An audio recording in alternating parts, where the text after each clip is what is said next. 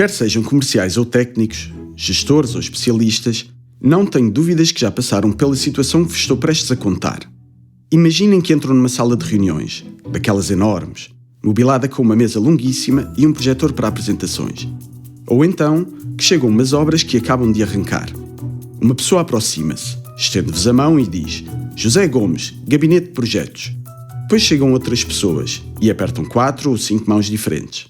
Entretanto, aproveitam para repensar o que fazer ou olhar em redor para ver se o vosso colega já chegou. Finalmente, dá-se início à sessão. Toma a palavra a primeira pessoa que se apresentou. Agora pergunto-vos, lembram-se do seu nome? Provavelmente não. Alguns de vocês estarão a pensar que simplesmente não são bons com nomes. Outros, que vos coloquei em dificuldades com uma pergunta inesperada. Ambas as razões podem ser válidas, mas vale a pena considerar alguns aspectos fundamentais e perceber porque é que ouvir o que nos dizem e escutar são efetivamente duas coisas diferentes. Uma diferença que envolve os mecanismos do nosso cérebro, a nossa cultura, a nossa educação e muito mais.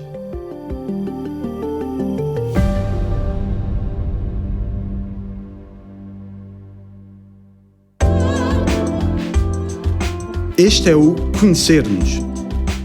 Uma viagem em 4 episódios para olhar mais além e explorar os valores que nos guiam todos os dias nas nossas vidas profissionais.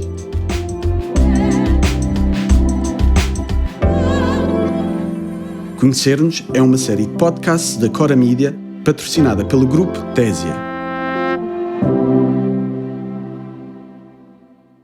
Se pensarmos, escutar deveria ser uma das atividades mais fáceis do mundo. Bastaria que o som da voz da outra pessoa chegasse aos nossos ouvidos e pronto. Mas ouvir não equivale a compreender o que nos está a ser comunicado. Escutar, na verdadeira acessão da palavra, é uma ação extremamente cansativa para o nosso cérebro e requer um enorme esforço. De facto, um dos obstáculos mais frequentes à comunicação, tanto no trabalho como na vida cotidiana, é precisamente este. É-nos mais fácil falar que ouvir. Nicola de Pisapia, professor associado do Departamento de Psicologia e Ciências Cognitivas da Universidade de Trento, em Itália, confirma este facto. Embora falar seja uma das atividades mais complexas para o nosso cérebro, escutar é ainda mais difícil. Isto porque quando falamos, o nosso cérebro já sabe o que dizer, conhece o conteúdo da mensagem, ao passo que quando escutamos, somos obrigados a fazer suposições, a colocar-nos no lugar do outro, a mudar o nosso ponto de vista. E esta incerteza é um enorme esforço cognitivo. É por isso que escutar não é tão fácil como parece. Requer prática.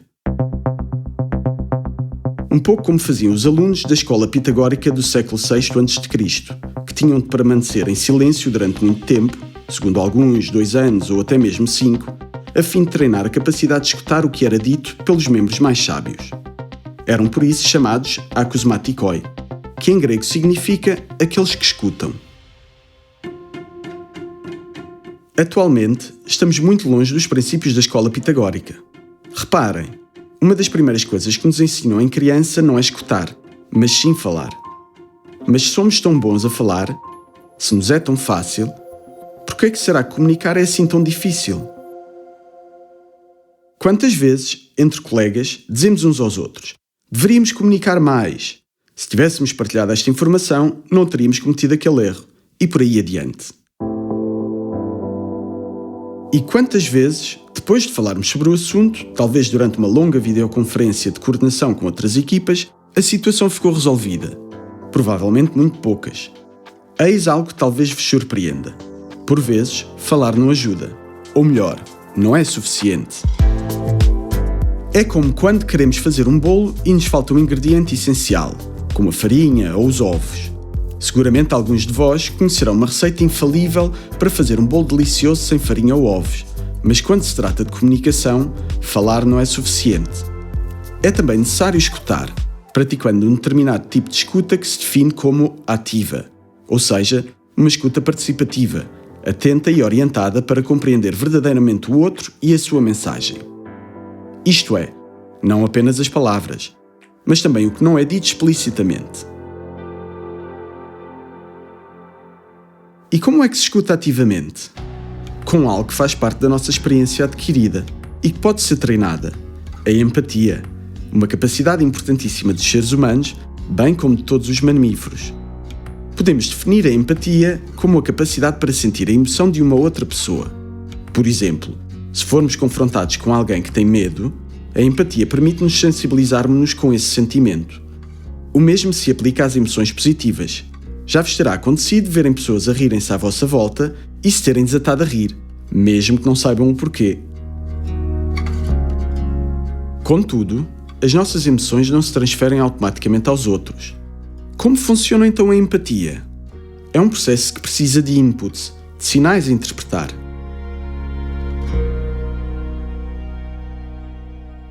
Nicola de Pisapia dá o exemplo do movimento do corpo ou das expressões faciais que fazemos inconscientemente quando sentimos uma determinada emoção.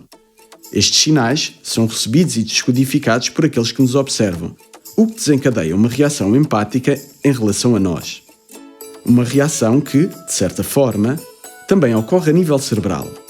Algumas investigações demonstraram que, quando observamos uma pessoa exposta a uma determinada emoção e sentimos empatia por ela, o nosso cérebro tende a ativar as mesmas regiões que o cérebro dessa pessoa. Estamos a falar de emoções, de ligações cerebrais, mas permitam-me fazer de advogado do diabo e levantar uma questão.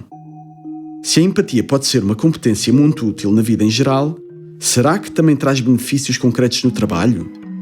É uma pergunta legítima e tentarei dar-vos duas respostas diferentes. A primeira diz respeito ao nosso bem-estar geral. Trabalhamos cerca de 40 horas por semana, pelo que partilhamos mais ou menos 1/3 dos nossos dias com colegas de escritório, de oficina, de viagem. Uma partilha que não é feita apenas de atividades estritamente profissionais, mas também de conversas ao pé da máquina de café, de histórias pessoais. A empatia permite-nos, portanto, olhar além da superfície, ver o outro para lá do cargo que desempenha e, talvez, descobrir novas ligações. A segunda resposta, por sua vez, está mais diretamente relacionada com o trabalho. Imaginem que estão no meio de uma negociação com um cliente. Propõem-lhe uma solução que pensam ser perfeita para as suas necessidades e, de tão convencidos que estão, nem sequer duvidam que a solução lhe possa parecer inadequada. Mas depois, quando o acordo não é assinado, não conseguem explicar o que aconteceu. Neste caso, a empatia poderia ter-vos ajudado a compreender certos sinais. Por exemplo, quando o cliente diz tenho de falar primeiro com os técnicos, talvez queira dizer não acho que seja a solução adequada para mim, mas não o vou dizer abertamente para não ser mal educado. Em suma, a empatia pode nos ajudar a decifrar a mensagem, desde que a utilizemos com cautela. Se, por exemplo, nos deparássemos com uma pessoa muito chateada e frustrada e fôssemos demasiado empáticos, corríamos o risco de ser demasiado influenciados pela sua emoção, o que se tornaria contraproducente para ambos. Para Nicola de Pisapia, é necessário articular a empatia com uma competência menos emocional e mais cognitiva, denominada de perspective taking, ou seja, assumir a perspectiva do outro. Um exemplo clássico é o do jogador de xadrez, que antes de fazer uma jogada, tenta antever como reagirá o seu adversário. Depois da empatia, acrescentamos, portanto, mais um ponto sobre a escuta ativa. Colocar-nos no lugar da outra pessoa, deixando de lado, por um momento, as suas e as nossas emoções. Dito assim, parece algo difícil de fazer, mas na realidade podemos utilizar técnicas que nos ajudam a trabalhar em equipa. Uma das mais simples e eficazes é a paráfrase, ou seja, resumir com as nossas próprias palavras o que outra pessoa disse, para nos certificarmos de que compreendemos efetivamente o significado do seu discurso. Imaginem que vos foi dado um projeto, por exemplo, um estudo de viabilidade para realizar com um grupo grande e heterogéneo de colegas.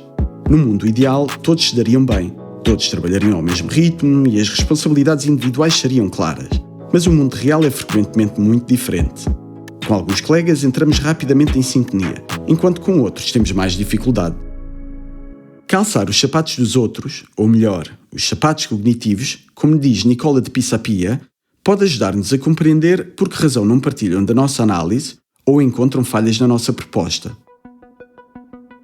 E podemos fazê-lo parafraseando, ou seja, reformulando o que nos é comunicado. Bastaria responder: portanto, está a dizer que... Ou, se bem entendi, o que afirma é... Parafrasear tem um enorme poder. Aliás, tem 3. Em primeiro lugar, demonstra ao outro a nossa abertura a seu respeito. Em segundo, permite-nos verificar se compreendemos efetivamente o seu discurso.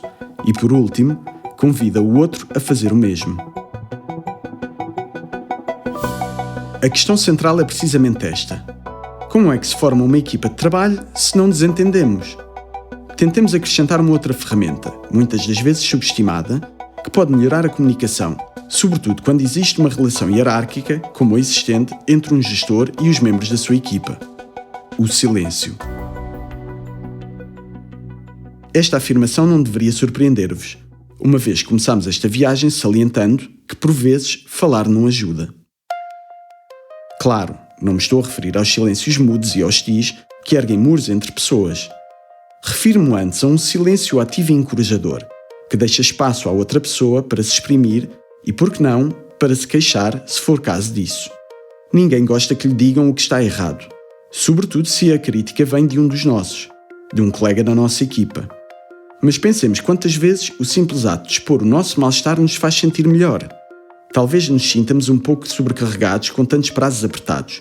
Cruzamos-nos com o nosso chefe no corredor e ele pergunta: como é que isso vai? E aproveitamos o momento para desabafar. Ao regressarmos ao nosso posto de trabalho, não resolvemos certamente o problema. Os prazos permanecem inalterados no nosso calendário. Mas o facto de termos sido ouvidos faz-nos sentir mais leves. Isto acontece porque o desabafo permite que essa emoção se exprima, que siga o seu curso até atingir o seu pico e depois diminua até se dissipar.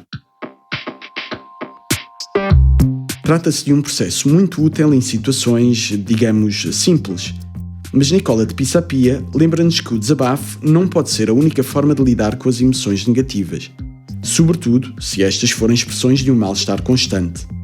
Nesse caso, o desabafo pode até ser contraproducente, devendo-se antes trabalhar a origem da emoção negativa. Se uma frustração é recorrente, é necessário agir a um nível mais cognitivo, tomando decisões diferentes ou mudando de perspectiva para resolver o problema na sua origem. Por falar em mudança de perspectiva, há um aspecto da vida empresarial que exige um grande esforço nesse sentido. Vou falar-vos dele com uma metáfora desportiva, recorrendo às palavras de Júlio Velasco, o treinador argentino que acaba de ser nomeado coordenador técnico da seleção italiana de voleibol feminino e que levou a equipa masculina a um sucesso sem precedentes no início da década de 1990. Ao ser questionado sobre qual é o segredo para formar uma equipa, responde: é fundamental que se saiba a diferença entre grupo e equipa, porque muitas vezes temos tendência para confundir estes dois termos. Um grupo é um conjunto de pessoas que fazem coisas em conjunto, como uma turma de escola.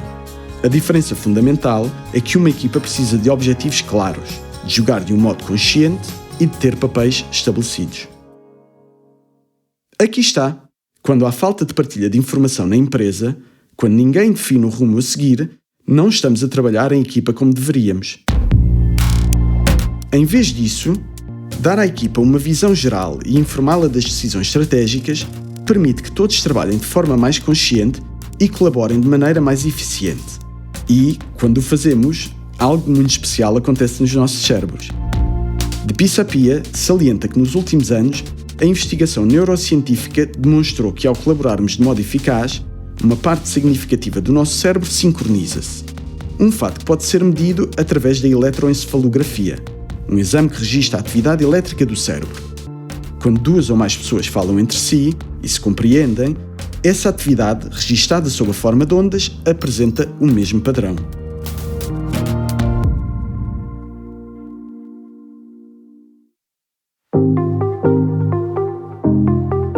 Falámos da eficácia da comunicação num contexto profissional, mas não nos esqueçamos que o seu poder não se esgota quando regressamos a casa.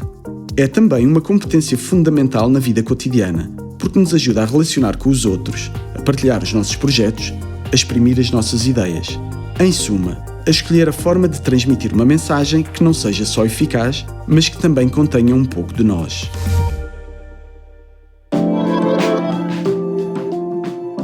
Conhecer-nos é uma série de podcasts da Cora Media patrocinada pelo grupo Tésia. Escrito por Alessandra Menozzi. traduzido e narrado por Luís Aniceto. Gravação em estúdio por Cristiano Lomele. A pós-produção e o design de som são da responsabilidade de Cristiano Lomele. A produtora sénior é Mónia Donati. A redação é da responsabilidade de Graziano Nanni.